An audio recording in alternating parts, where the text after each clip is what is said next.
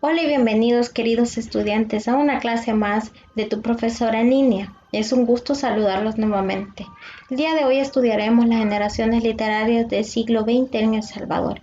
Generación del 44, representantes, generación comprometida, representantes y escritores de la actualidad.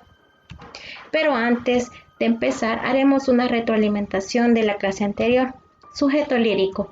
Sujeto lírico o voz poética es un hablante ficticio creado por el autor literario para comunicarse con sus receptores utilizando el contenido poético como mensaje de la enunciación.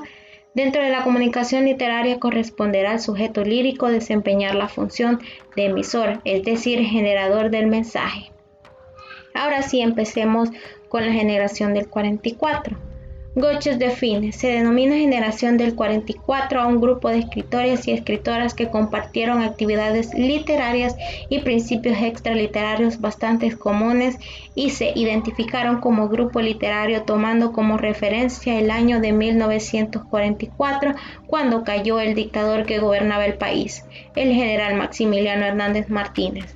El enfoque principal de la generación del 44 fue la libertad cívica de El Salvador, mismas que estaban en contra de las dictaduras. En un inicio fue conformado por solamente 6 integrantes, ya que Masferrer, al hacer la convocatoria a una reunión para un proyecto de trabajo con el fin de acabar con los hombres sumergidos a la pobreza, asisten solamente 6 miembros. Desde ese momento nace el Grupo 6, quien estuvo al mando Antonio Gamero.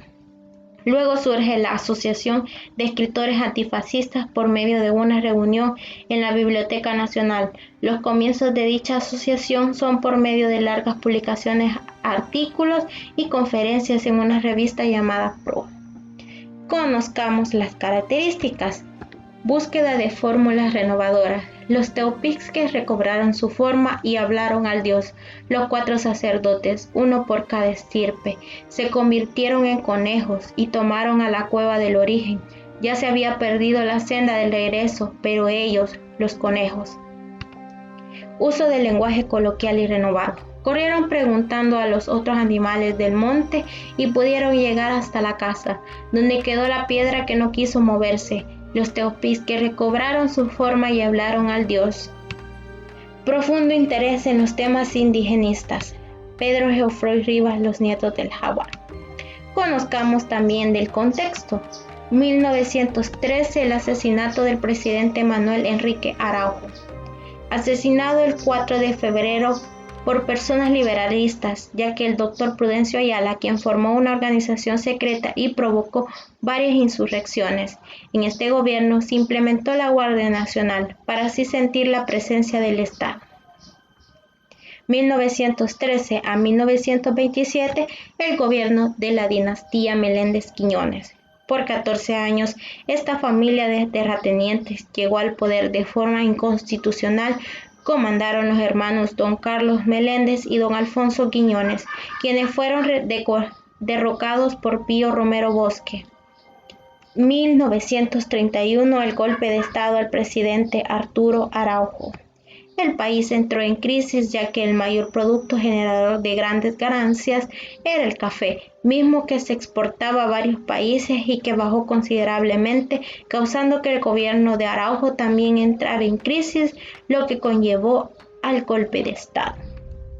1932, el levantamiento indígena. La clase obrera, luego de haber vivido ya varias dictaduras, donde en muchas de ellas sus tierras fueron arrebatadas y además la vida económicamente había comenzado a ser más costosa, se formaron los grupos populares y hubo un levantamiento donde muchas personas perdieron la vida. 1931 y a 1944, la dictadura de Maximiliano Hernández Martínez. Luego de la caída de Araujo comienza una de las dictaduras más sangrientas de esta época, ya que en el mandato de Martínez, y también llamado el Martinato, se da el gran levantamiento indígena, además de varias leyes que provocaron muchas muertes, principalmente de la clase obrera. 1940, la constante violación a los derechos humanos. El país siempre estando en la dictadura de Maximiliano y la caída de Café, el principal producto que sostenía el país, provocaron que las jornadas de trabajo para la clase obrera aumentara, además que muchos de ellos no tenían el dinero para poder comprar los alimentos, así que quienes aún poseían sus tierras subsistían de sus propias siembras. Conozcamos los escritores de la generación del 44. En primer lugar tenemos a Cristóbal Humberto Ibarra, que nació en Zacatecoluca en 1920 y falleció en San Salvador en 1988, poeta, escritor, periodista y diplomático. Algunos de sus aportes más representativos, escritos en 1944, Francisco Gavidia y Rubén Darío, Semilla y Floración del Modernismo en 1957, entre otros. En segundo lugar, tenemos a Pedro Geoffroy Rivas. Nació en Santa Ana en 1908 y murió en San Salvador en 1979. Poeta, prosista, abogado, historiador y antropólogo.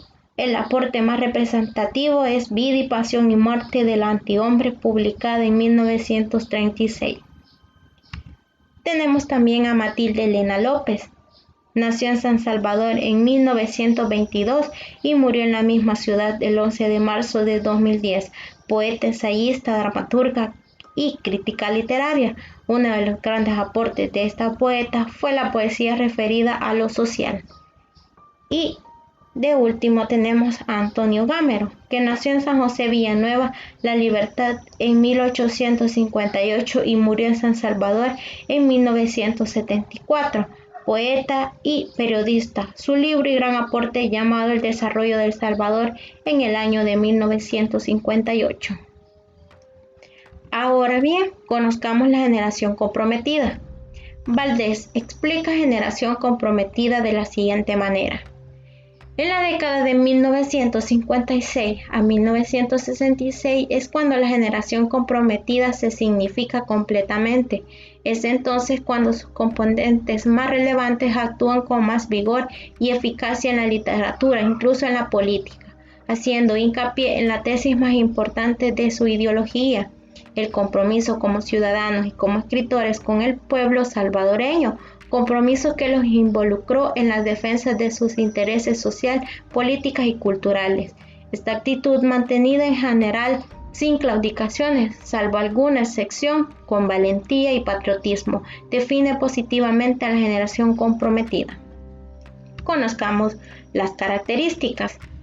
Crítica a la tradición literaria salvadoreña y formulaciones de un discurso literario de compromiso social.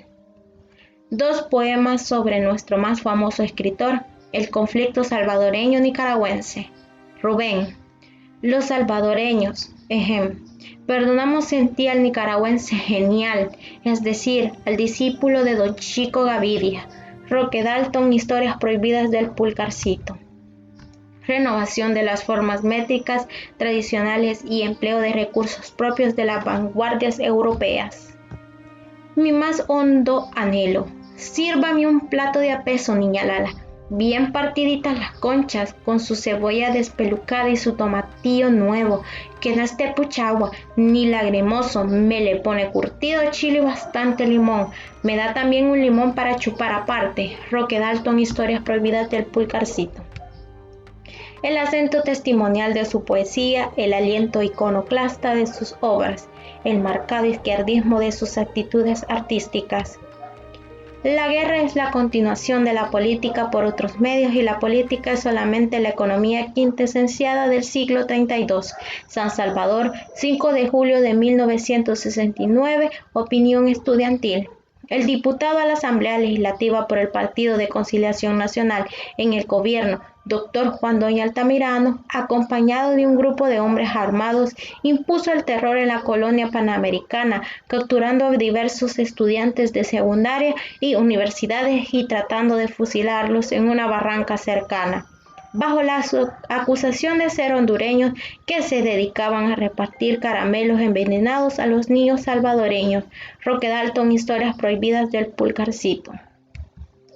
Visión crítica e intelectual frente a los hechos sociohistóricos de su época. Todos Todos nacimos medio muertos en 1932. Sobrevivimos pero medio vivos. Cada uno con una cuenta de 30.000 muertos enteros que se puso a engordar sus intereses, sus réditos y que hoy alcanza para untar de muerte a los que siguen naciendo, medio muertos, medio vivos. Roque Dalton, Historias prohibidas del Pulgarcito. Roque Dalton, en sus libros Pobrecito, poeta que era yo y Historias prohibidas del Pulgarcito, cumple con todas las características de la generación comprometida y además es uno de los iniciadores de dicha generación. También conozcamos un poco del contexto. Luego de muchas dictaduras, El Salvador pareciera que lleva una prosperidad con los siguientes acontecimientos. 1944. Destitución de Maximiliano Hernández Martínez. 1944 a 1948. Presidente elegido General Salvador Castaneda Castro. 1950. Presidencia del coronel Óscar Osorio. Conozcamos los autores de la generación comprometida. En primer lugar tenemos a Manlio Arqueta. Nació en la ciudad de San Miguel en 1935, poeta y destacado novelista. Su gran aporte y famosa obra es Un día en la vida, publicada en el año de 1980. En segundo lugar tenemos a Ítalo López Vallecillos. Nació en San Salvador en 1932 y murió en la Ciudad de México en 1986.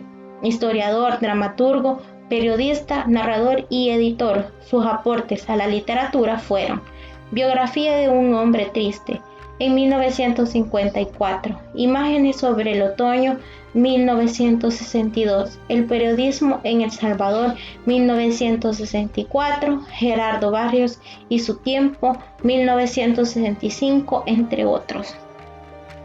Ahora tenemos a Roque Dalton. Nació en San Salvador el 14 de mayo de 1935 y fue asesinado en 1975. Poeta, novelista y ensayista. Los grandes aportes de Dalton fueron Pobrecito, poeta que era yo, 1975, y Las historias prohibidas del Pulgarcito en 1975, aunque hay otros con los que se destaca muy bien en la literatura. Y para finalizar tenemos a José Roberto Sea, que nació en Izalco en 1939, poeta, narrador, dramaturgo y ensayista. Los aportes fueron Poemas para seguir cantando en 1961, Las escenas cumbres en 1978, La guerra nacional 1992 y una vasta producción literaria. Ahora conozcamos los autores contemporáneos. Cortés define la literatura contemporánea. Su enfoque se ha desplazado del estudio de labor testimonial de una literatura preocupada por la denuncia de las injusticias en el espacio social, particularmente en el área rural, al análisis de la ficción contemporánea y de la forma en que ésta explora la intimidad y la negociación de la subjetividad en el espacio urbano. Estos textos exploran los deseos más oscuros del individuo, sus pasiones, su desencanto.